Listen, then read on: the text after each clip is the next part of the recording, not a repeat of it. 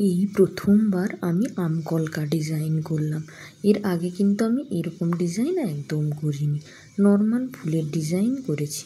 কিন্তু এবারে ভাবলাম যে একটু ডিফারেন্ট কিছু ট্রাই করি, সেই জন্য এই আম কলকা ডিজাইনটা কিন্তু আমি পিন্টারেস্ট থেকে সংগ্রহ করেছি। দেখলাম যে ডিজাইনটা খুবই সুন্দর আর করলে কিন্তু খুব ভালো লাগবে। এই ডিজাইনগুলো যদি ব্লাউজের ব্যাক সাইডে বা সালোয়ার কামিজের পিছনের পিঠে দেওয়া যায় তাহলে কিন্তু খুবই সুন্দর লাগবে দেখতে।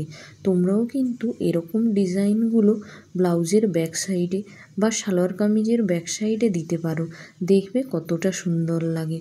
এছাড়াও তোমরা যদি নিজেদের জামা কাপড়ে নিজেরাই হ্যান্ডওয়ার্ক করো, হ্যান্ড স্টিচিং করো, তাহলে কিন্তু সেখানে একটা আলাদা আরাম, আলাদা অনুভূতি পাওয়া যায়, যেটা কিন্তু অন্য কোনোভাবেই পাওয়া যায় না। দেখো, আমি এখানে কিন্তু প্রথমেই একটা ব্ল্যাক পেন দিয়ে ড্রয়িং করে নিয়েছিলাম আম কলকা ডিজাইনটা। প্রথমে আমি আম কলকার যে ডিজাইনটা সেটা কিন্তু ব্যাক স্টিচ দিয়ে সেলাই করেছি। এরপরে নিচের দিকে যে বড় ফুলটা আছে ওটা কিন্তু আমি কাশ্মীরি ভরাট সেলাই দিয়ে সেলাই করে নিচ্ছি।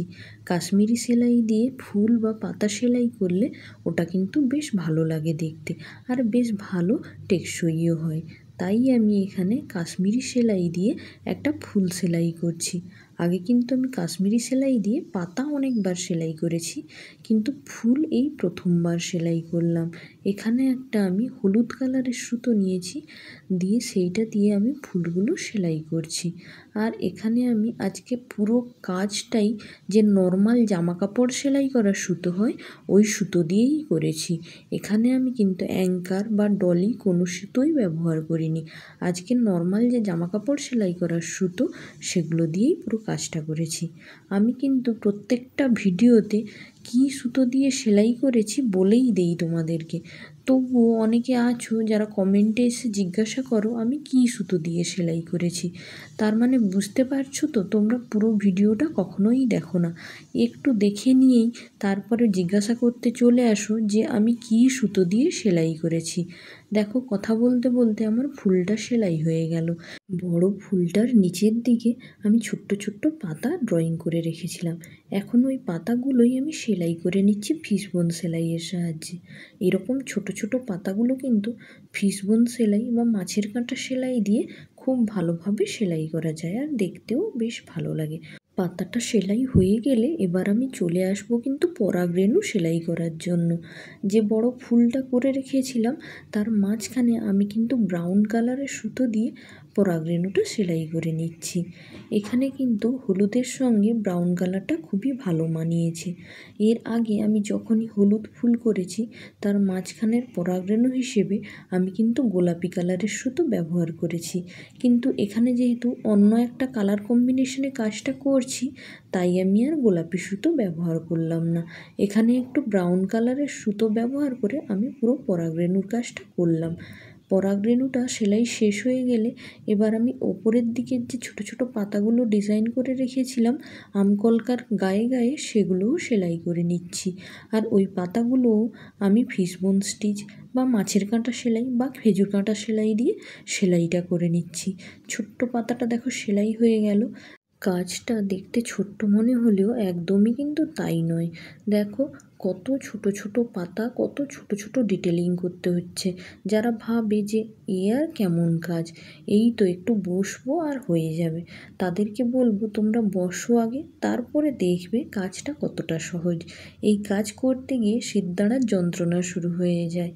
তবুও যেহেতু ভালোবাসার জিনিস, তাই কি কেউ ছাড়তে পারে? যে জিনিসটায় ভালো লাগা আছে বা ভালোবাসা আছে সেই কাজটাকেই যদি আমরা প্রফেশন হিসেবে বেছে নিই তাহলে কিন্তু তাতে কখনো ক্লান্তি আসে না। দেখো, কথা বলতে বলতে আমি বড় পাতাটা সেলাই করতে চলে এসেছি।